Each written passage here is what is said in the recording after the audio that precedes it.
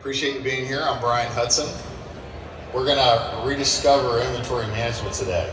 All right, this guy right here, I'm gonna teach him a lot, so we'll see.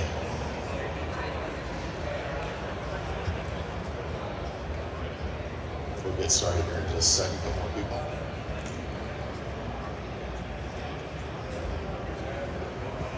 people. Okay, so the reason we're going to rediscover inventory management is through COVID, we got away with all those best practices. We weren't able to stick to them because we were selling cars over MSRP, right? So a lot of the best practices that we learned, whether it's an inventory management provider, great used car managers, a lot of those best practices just kind of drifted off and we forgot about it. So today's session is getting us back into Inventory Management 101 and a few of those best practices. A lot of the inventory management companies, like the one I'm with currently, is we've taken really good processes from some of the best used car managers around the country and put it into software, right? And all of that was manual process. And all we did was watch it, mirror it, and put it into a software and made it more efficient. So I'm gonna tell a couple stories here before we get started.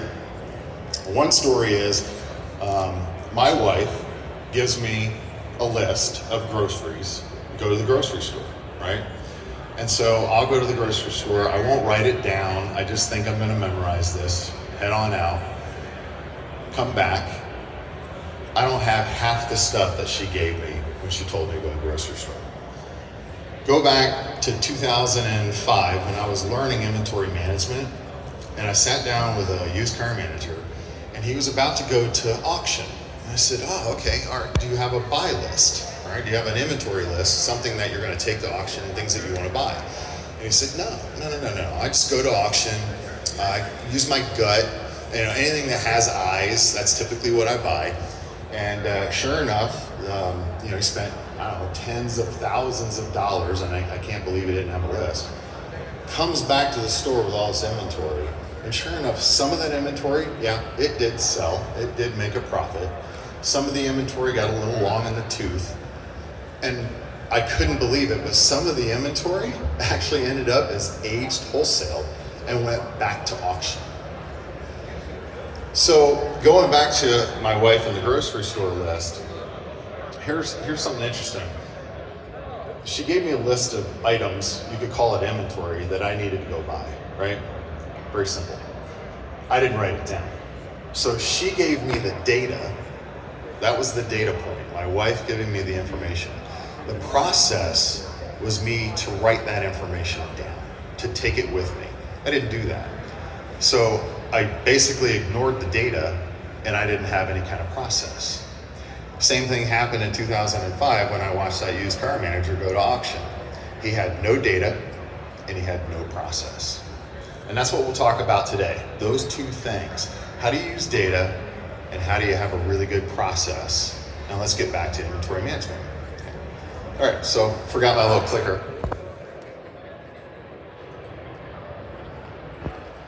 Okay, so there's three core principles that we'll focus on today.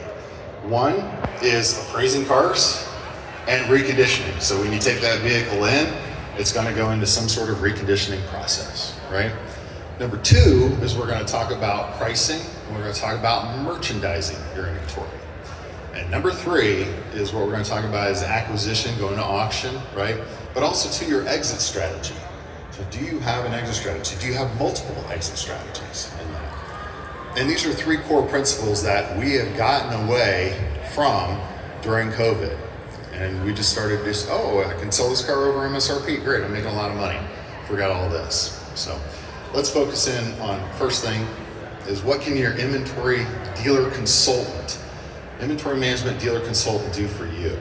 So you spend a lot of money a month in subscription fees for an inventory management software. You have a dealer consultant that comes with that. The question is, are you utilizing your dealer consultant? Are you utilizing the software that you spend this monthly fee on to its capacity, right? Or are you just using 10%? So what are some things that you can do?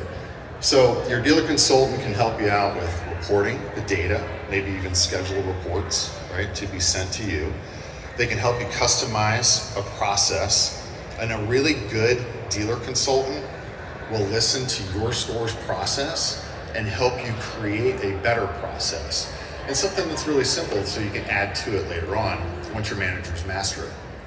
You can monitor those best practices. So once we actually have that process in place, well, let's help you manage that process, right? What are we seeing as dealer consultants?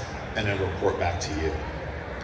And small stuff, little tiny things that exist in your software, like a QR code. And we'll talk more about that during merchandising and pricing, but something as simple as a QR code and putting that on a window sticker, right?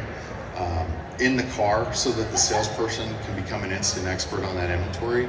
Something as small as that, it's gonna mean a big difference when it comes to profitability. So we're gonna focus on this thing here. It's called appraising, okay? Appraising cars. What's interesting is there's about, correct me if I'm wrong, but there's about 20,000 franchise dealers in the United States. Anybody know the actual, am I right around that? 16,835. Oh, thank you. Thank you. I appreciate that. And then roughly, here's another number. Between 30,000 and 40,000 independents. I've heard that number go all over the place, right? But right around there. So what that means is that if you do the math, there's at least 2 appraisal managers at each one of those locations. Somebody that can appraise a car, right? So that's at least 120,000 appraisers in the United States that have not been through any kind of appraisal university. There's no appraisal university. There's no appraisal school, right? How did they learn how to appraise a trade? Typically, they learned from the person who sat in the chair before them, right? So they learned that whatever that process was, and that person, when they leave or they get fired, guess who is now the new appraisal manager? Congratulations, here you go. Here's the books, go for it, enjoy yourself. There's no appraisal university. So don't assume that your used car manager, your appraisal managers at your store know everything there is to know about appraising a trade. Use your dealer consultant to help you out. So your inventory management software, utilize your dealer consultant to come in and share best practices with your appraisal team, right? And there's always an opportunity to learn something new. So here's some best practices, some simple things that you can do with your current inventory management system, right? Number 1, every single trade should be entered into your appraisal system. Every single trade. So even the hoopties, right? Something that's $500. You don't need an appraisal software to tell you that it's a $500 car. But put it in there, right? Train your receptionist to put this vehicle in there. Appraise by. Who's the salesperson? If I need to bump that trade $500, I need to be instant access on who I need to talk to because I need to bump that trade $500. I need to see who it was, right? What's the source? A lot of people aren't comfortable putting ACVs on trade because it's a sight unseen. Well, we've solved that. Choose the source, it's sight unseen, put a number on the trade in, right? Best practice. Every single car gets an ACV, every single one, right? And also to get one good appraisal photo. So why do you want to do this? Well, you take that vehicle in on trade, that vehicle goes out to market, it's a whole lot better to have one really good photo than a stock photo. So just take 1, 2, 3, whatever, but take a good photo of the car during the appraisal process. And then here's some things that can happen or help you out with profitability. So how do we acquire trades correctly? Well, there's going to be vehicles that you're going to want to step up on. This is going to be your core inventory. Use the data that's in your inventory management platform to help you during the appraisal. This is our inventory. We need to be the ones who actually close this trade in. This is our core, right? And also too, there's going to be vehicles that I need to ACV conservatively. So maybe the market is flooded with these vehicles and I need to be careful. If I need to be careful, I still want to close the trade, right? But this is where your appraisal solution will have like a customer offer that you can take advantage of and to present the number to the retail customer and explain why you're presenting that number. And I get this question all the time. You guys know this. I get this question all the time. What is a good trading closing ratio? I get this question all the time. If you're doing all of the above, if you're filling in, the source and you're putting an ACV on everything and you're not cherry picking what trades you're going to close, then you should have north of 40%. The best performers out there are well north of 40%. If they're doing all the stuff that we talked about. You can't just cherry pick and put what you want in there and say, okay, these are the ones I'm closing, right? Okay. Next generation appraising. This is next level. It is an OBD reader. So if you're not utilizing this during your appraisal process, I highly recommend it. So an OBD reader that's tied into your inventory management solution, it's going to read the codes. It's going to tell a green appraiser like me, I have no idea how much a car costs to repair, but it's going to show me those codes and it's going to tell me how much it's going to cost to fix that code. And it's going to follow those codes all the way through the inventory management solution, right? So appraising cars, but also too if they have a reconditioning tool to follow it in there too, those codes. So really important. But next generation, what we're talking about at OBD3 is you'll be able to see if a customer cleared those codes, how many miles they drove since they cleared those codes, right? You'll be able to have a deeper data set into the OEM codes than OBD2. This is an OBD3 reader that just came out this year. So I can't stress this enough. This is next level appraising at a dealership using an OBD reader. And it'll tie into your inventory management system. You'll have little icons that'll alert you, hey, this car threw a code, or this car is great, right? And even better, if you're trying to close somebody on a trade-in, go outside and say, this is wonderful. We can actually step up on your trade-in because your car doesn't have any codes. Awesome. Okay, switching gears because you got to move along. Reconditioning. The reason I chose this GIF is this is the number one problem when it comes to reconditioning, okay? Communication. Nobody knows where the car is. Where's the car in the reconditioning process? Where is it? We don't know. So get tight on this and ask yourself these questions. What's our average time to front line? How long does it take to get something through the reconditioning process?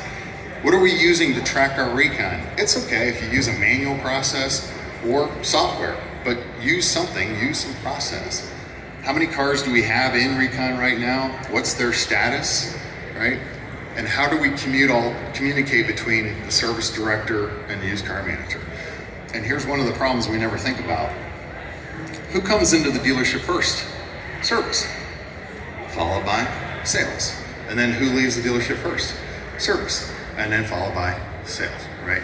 So there's always a time gap in communication. So use something, manual or some sort of solution to help you track your recon.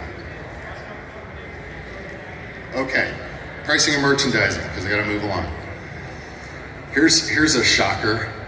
Merchandise first. Before you price your inventory, merchandise first. What I mean is, utilize your software to build out that description on that car, right? It's gonna go in, it's gonna get OEM factory packages, it's gonna build a really good description. We need to know what's on that car before we price. Otherwise, you're gonna deal with this. Then I have two identical trucks. Okay, I'll ask the audience here. Which one of these trucks is worth more? The one with the 302A package. Thank you, exactly. The one with the factory package that costs like over $5,000, right? Or whatever it is.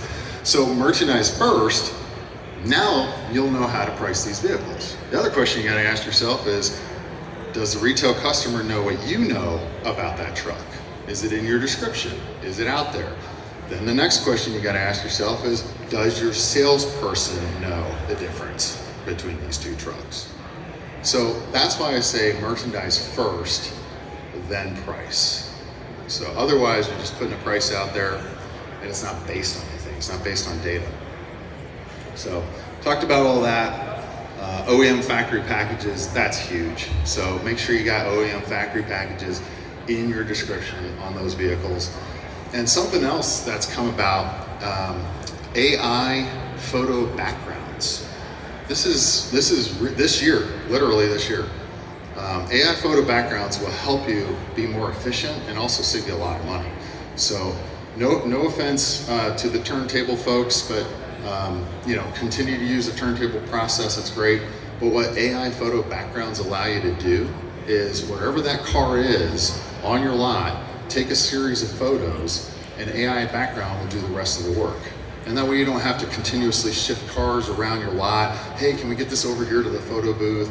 Let's get this over here. So no, just take a good series of photos and the AI will do the rest. A really good AI photo background tool has humans touching up those photos. So ask that question when you're talking about AI photo backgrounds.